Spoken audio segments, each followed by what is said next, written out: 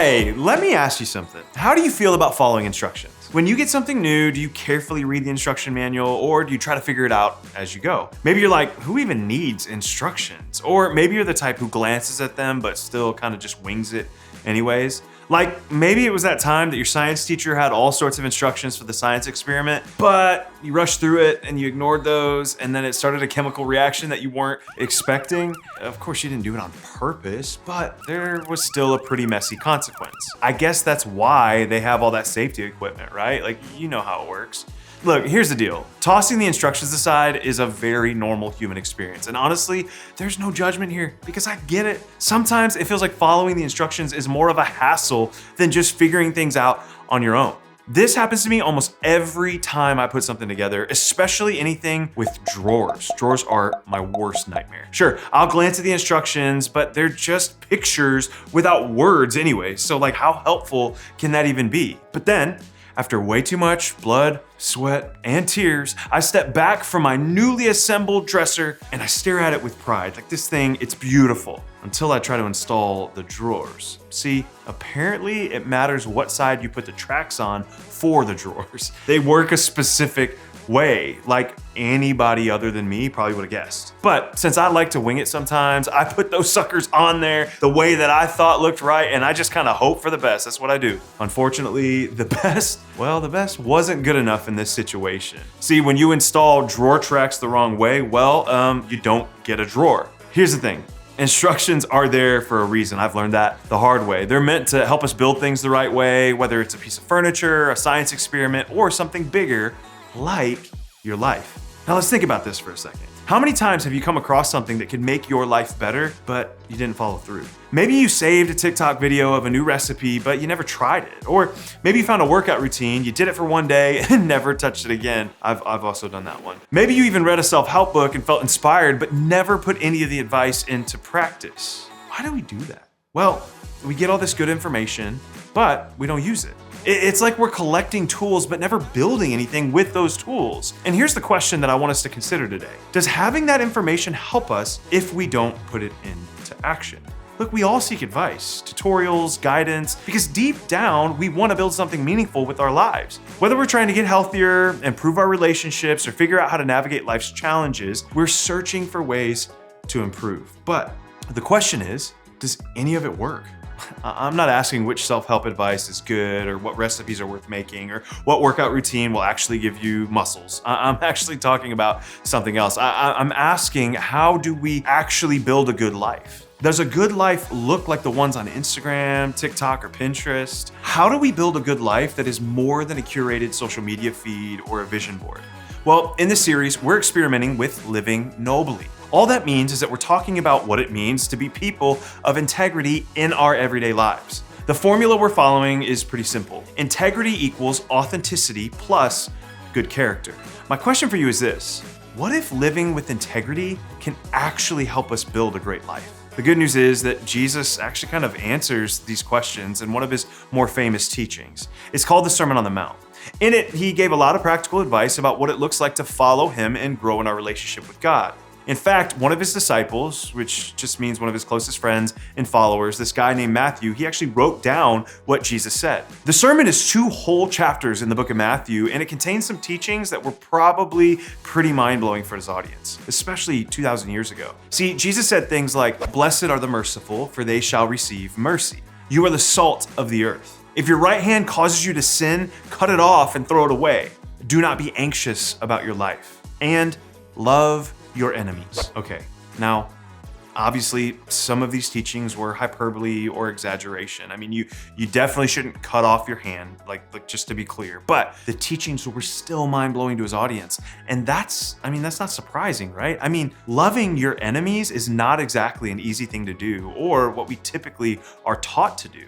See, at the end of Jesus' message, he sort of addresses the question that we started with. How do we build a good life? He doesn't say that exactly. I mean, after all, in what we're about to read, he's talking about building a house, but I think we can still apply what he says. Check it out.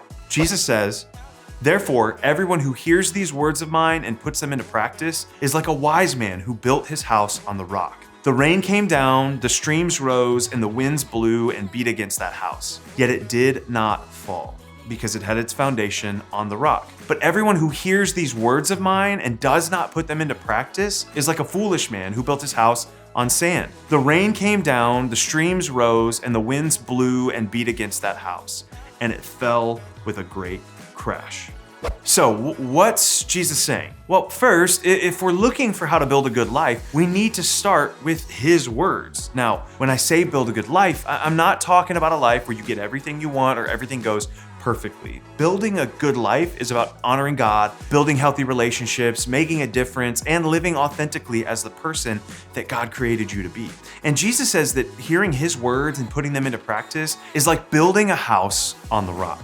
Let me show you what I mean. In Jesus' story, the house built on a solid foundation withstood storms. Sure, a corner of paper or a sheet may come out of the staples. It's not perfect, but for the most part, it holds together. Now, notice the key is putting his words into practice. Just like a recipe isn't helpful if we don't try it, or a workout routine won't give us muscles if we don't actually, work out, his words don't transform us if we don't put them into practice. In fact, he describes this as a foolish man who builds his house on sand. A house on sand won't be stable through storms or challenges. Isn't it true that this is how we feel sometimes, especially when difficult challenges hit?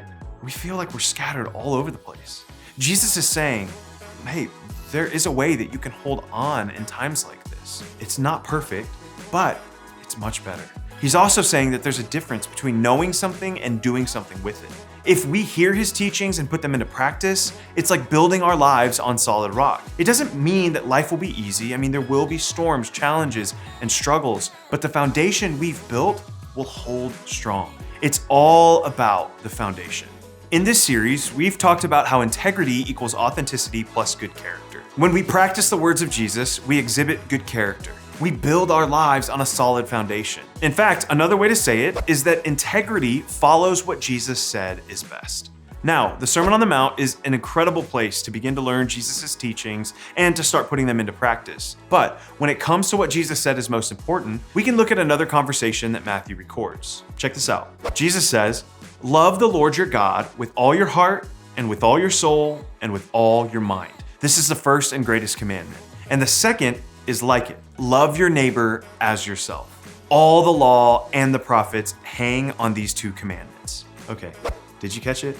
All of the law and the prophets hang on those two commandments. What that means is that everything God says is best, all of the instructions, ideas, and commandments that God has for human beings, all of them are summed up in loving God, others, and our lives. Look, I know that seems pretty simple, but what if it's actually true? This would mean that living with love as your priority would truly be a noble experiment. It means that love is a foundation that Jesus wants us to build our lives on. So how do we start building on that foundation? How can we experiment with building our lives on what Jesus said? What does it look like to take what Jesus says and to put it into practice? Here are a few ideas for you to try. First, start simple. Integrity isn't about making huge, life-changing decisions every single day. It's about the small, everyday choices that you make. Maybe it's choosing to be honest even when it's easier to lie, or being kind to someone that you don't think deserves it. These small acts, they add up, and over time, they strengthen your foundation. Second, check what you're building on. Think about your life right now. What's driving your decisions? Are you basing your life on things that will last, like faith, kindness, and truth? Or are you building on shaky things, like achievements, money, or trying to impress others? I'm not saying any of that is bad, but it's worth reflecting on where your foundation really stands. And third, do what you know is right. We all know what some right things are, but it's often hard to follow through on those things. So this week, challenge yourself to not just hear what's right, but to do what's right.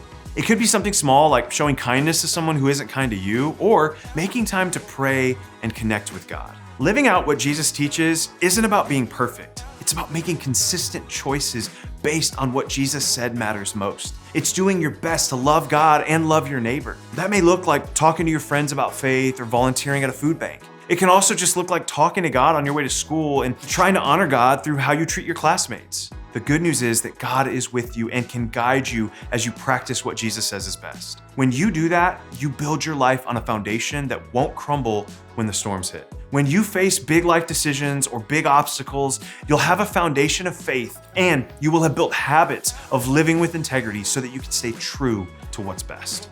So I want you to imagine this. What would it look like if you built a life on what Jesus said is best? How would it change your friendships, your family, and your community? Imagine what would happen if we were all known for our integrity. How would our community change if we all practiced Jesus' words every day and we built our lives on a solid foundation? Over the next couple of weeks, we'll talk more about what it means to live a life that's built on integrity and love, the kind of life that stands strong when things get tough. It's easy to hear good advice, but the challenge is to live it out. So when you head to groups, think about this. What is one way you can practice what Jesus said is best this week?